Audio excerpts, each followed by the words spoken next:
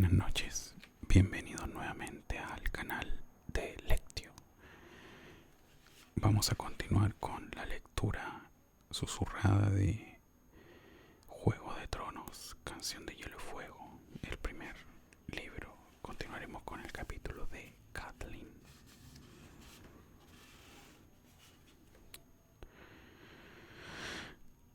A Catelyn nunca le había gustado aquel bosque de dioses. La sangre Tali le corría por las venas. Había nacido y se había criado en aguas dulces muy al sur, en el Forca Roja del Tridente. Allí el bosque de dioses era un jardín alegre y despejado, en el que las altas secuoyas proyectaban sombras sobre las aguas de arroyuelos cristalinos. Los pájaros cantaban desde sus nidos escondidos, y el aroma de las flores impregnaba el aire. Los dioses de Invernalia tenían un bosque muy diferente. Era un lugar oscuro y primitivo. 3 fanegas de árboles viejos que nadie había tocado en 10.000 años, mientras el castillo se alzaba a su alrededor. Olía a tierra húmeda y a putrefacción. Allí no crecían las cebollas. Era un bosque de recios árboles, centinelas parapetados tras agujas color verde grisáceo, robles imponentes y carpes antiguos como el mismísimo reino. Allí los gruesos troncos negros estaban muy juntos y las ramas retorcidas tejían una techumbre estúpida, mientras las raíces deformes se entrelazaban bajo la tierra. El silencio y las sombras imperaban y los dioses de aquel bosque no tenían nombre. Pero sabía que allí era donde estaría su esposo aquella noche. Siempre que le quitaba la vida a un hombre, buscaba la tranquilidad del bosque de dioses. Catelyn había sido ungida con los 7 óleos y había recibido su nombre en el arco iris de luz que llenaba el septo de aguas dulces. Profesaba la fe igual que su padre, que su abuelo y que el padre de su abuelo. Antes que ellos, sus dioses tenían nombres y unos rostros que le eran tan familiares como los de sus progenitores. El culto consistía en un septón con un incensario, el olor del incienso, un cristal de 7 facetas llenos de luz y voces que entonaban cánticos. Los Tali tenían un bosque de dioses, como todas las grandes casas, pero no era más que un lugar por donde pasear, leer o tomar el sol. El culto quedaba reservado para el septo. Ned había hecho construir para ella un pequeño septo donde pudiera cantar a las 7 caras de Dios. Pero la sangre de los primeros hombres corría aún por las venas de los Stark. Sus dioses eran antiguos, eran los dioses sin rostro y sin nombre de la espesura, los mismos a los que habían adorado los hijos del bosque. En medio del bosquecillo, un arciano viejísimo se alzaba junto a un estanque pequeño de aguas negras y frías. Ned lo llamaba el árbol corazón. La madera del arciano era blanca como el hueso, con hojas de un rojo oscuro que pendían como un millar de manos ensangrentadas. En el tronco había una cara tallada, con rasgos alargados y melancólicos y ojos enroquecidos de savia seca, extrañamente atentos. Aquellos ojos eran viejos, muy viejos, más viejos que la mismísima Invernalia. Habían visto el día en que Brandon el constructor puso la primera piedra, si se podía dar crédito a las historias. Habían presenciado cómo los muros de granito se alzaban en torno a ellos. Se decía que los hijos del bosque habían tallado las caras en los árboles durante el amanecer, siglos antes de que llegaran los primeros hombres, procedentes de la otra orilla del mar angosto. Hacía 1000 años que habían talado o quemado los últimos arcianos del sur, a excepción de los de la isla de los rostros, donde los hombres verdes montaban guardia, silenciosos. Allí, tan al norte, todo era diferente. Había un bosque de dioses en cada castillo, un árbol corazón en cada bosque de dioses y una cara tallada en cada árbol corazón. Catelyn encontró a su esposo sentado en una roca cubierta de musgo bajo las ramas del arciano. Tenía el mandoble hielo sobre las rodillas y estaba limpiando la hoja en aquellas aguas negras como la noche. El mantillo milenario que cubría como una gruesa alfombra el suelo del bosque de dioses devoraba el sonido de sus pasos, pero los ojos rojos del arciano parecían seguirla mientras se acercaba. Ned, lo llamó con suavidad. Catelyn, dijo su esposo alzando la vista hacia ella. Su voz era distante, formal. ¿Dónde están los niños? Siempre preguntaba lo mismo. En la cocina, discutiendo sobre cómo van a llamar a los cachorros. Se quitó la capa, la tendió sobre el mantillo del bosque y se sentó con la espalda apoyada contra el arciano.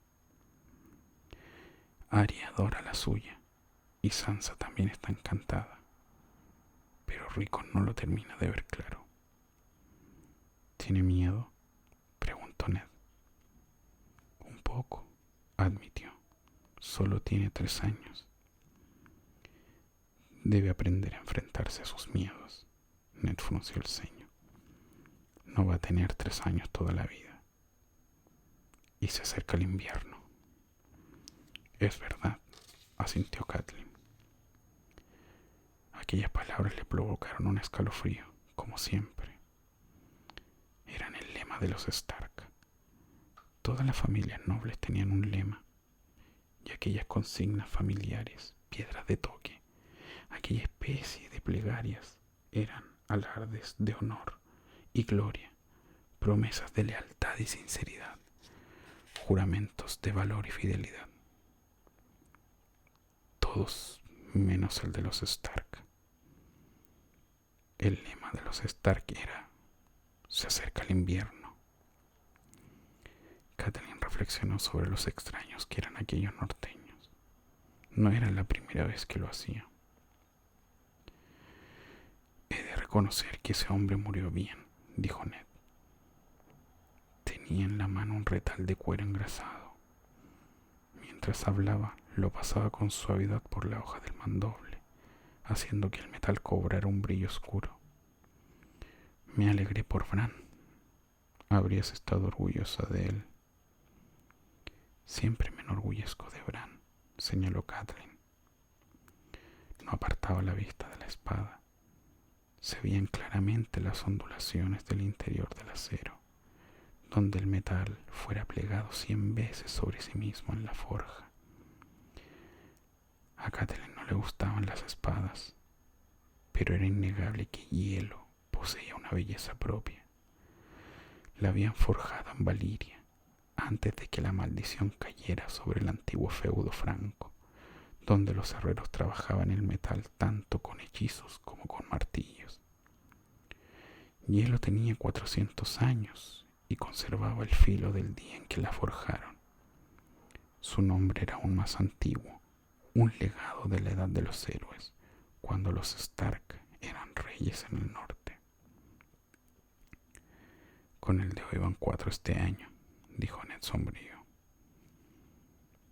El pobre estaba medio loco.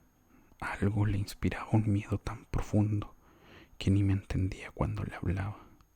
Suspiró. Ben me ha escrito. Dice que la Guardia de la Noche tiene ahora menos de 1000 miembros. No son solo las deserciones. Últimamente también hay bajas en las expediciones.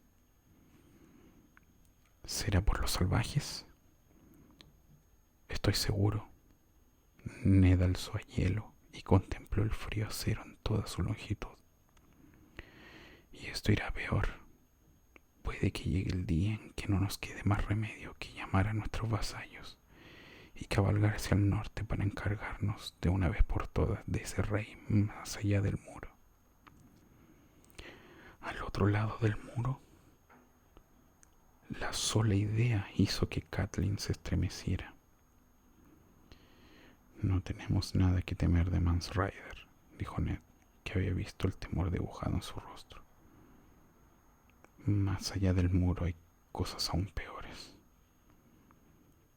Volvió la vista para contemplar el árbol corazón con la corteza clara y los ojos rojos que los observaba, los escuchaba, que parecía pensar lentamente.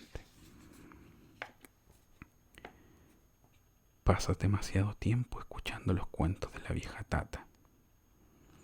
Él sonrió con cariño. Los otros están tan muertos como los hijos del bosque. Hace 8000 años que desaparecieron. En opinión del maestre Luwin, no existieron nunca. Nadie los ha visto jamás. Hasta esta mañana nadie había visto jamás un lobo huargo, le recordó Catelyn. No escarmiento. A estas alturas ya debería saber que no se puede discutir con una Tali, dijo con una sonrisa pesarosa. Deslizó hielo dentro de su vaina. No habrás venido hasta aquí a contar mi historia de miedo, ¿verdad? Ya sé que no te gusta este lugar. ¿De qué se trata, mi señora? Hoy hemos recibido noticias amargas, mi señor. Catelyn tomó la mano de su esposo. No he querido molestarte hasta que te hubieras saciado. No había manera de suavizar el golpe, así que él lo dijo directamente. Lo siento mucho, mi amor. Jon Arryn ha muerto. Lo miró a los ojos y vio cuán duro era el golpe, como había supuesto. En su juventud, Ned había estado de pupilo en el nido de águilas, y Lord Arryn, que no tenía hijos, había sido como un padre para él y para su otro pupilo, Robert Baratheon.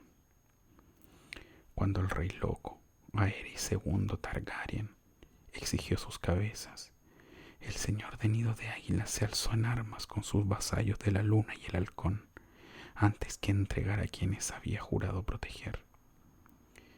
Y hacía ya 15 años, este segundo padre se había convertido también en su hermano, cuando Ned y él se casaron al mismo tiempo con 2 hermanas, las hijas de Lord Hoster Tully, en el Septo de Aguas Dulces.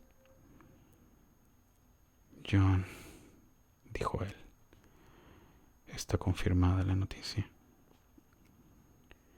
La carta lleva el sello real y era del puño y letra de Robert. Te la he guardado. Dice que la muerte de Lord Arryn fue muy rápida.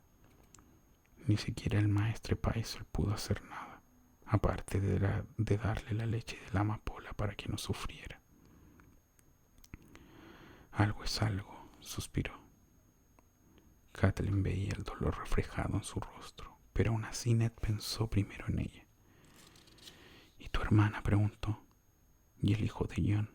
¿Qué sabemos de ellos?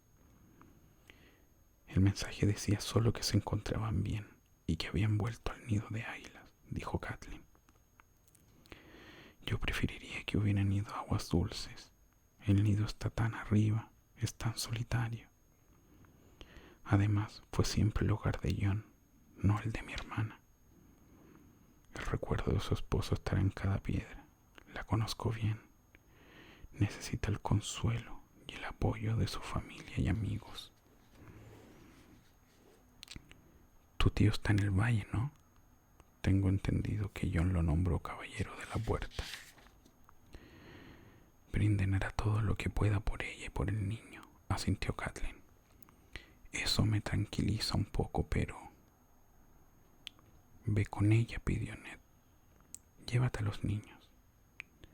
Animad los salones con ruido, con gritos, con risas. Su hijo necesita la compañía de otros niños y no podemos dejar sola a Lisa en estos momentos. Ojalá pudiera seguir tu consejo, dijo Catelyn. La carta traía otras noticias. El rey está de camino hacia Invernalia. Viene a buscarte. Ned tardó un momento en entender qué le decía, pero cuando lo comprendió, desapareció la nube que le oscureció los ojos. ¿Robert viene hacia aquí? Kathleen asintió, y el rostro de su esposo se iluminó con una sonrisa. A ella le habría gustado compartir su alegría, pero había oído las habladurías en los patios.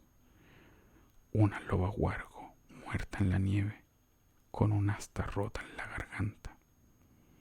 El miedo le retorcía el estómago como una serpiente que se le enroscara en las entrañas, pero se obligó a sonreír para aquel hombre al que amaba, aquel hombre que no creía en los presagios.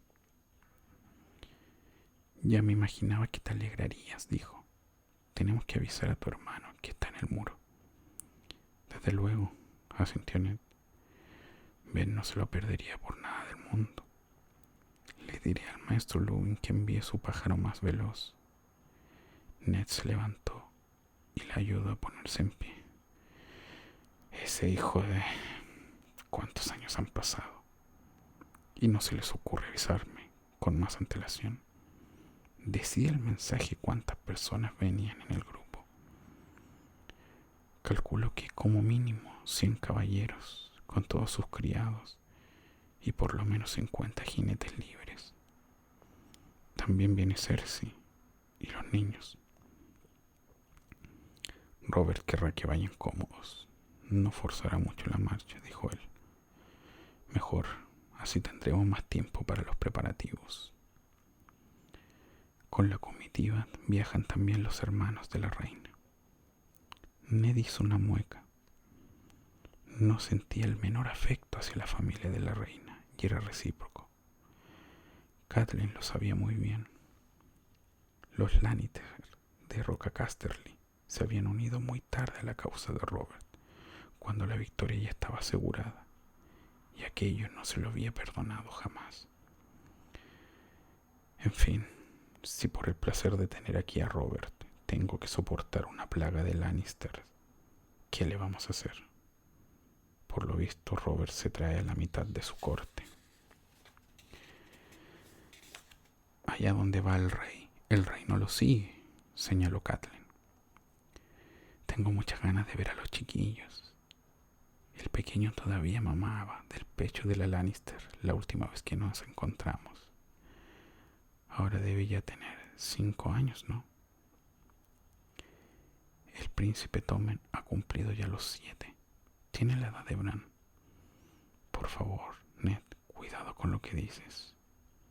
La Lannister es nuestra reina, y se dice que su orgullo aumenta con cada día que pasa. Tenemos que organizar un banquete con trovadores, dijo Ned, apretándole la mano. Faltaría más, y seguro que Robert quiere salir de casa. Enviaré a Jory hacia el sur con una guardia de honor para que los reciba en el camino real y les proporcione escolta hasta aquí. Dioses, ¿cómo vamos a dar de comer a tanta gente? Y ya están en camino. Ese condenado. Voy a darle de patadas en su culo de rey.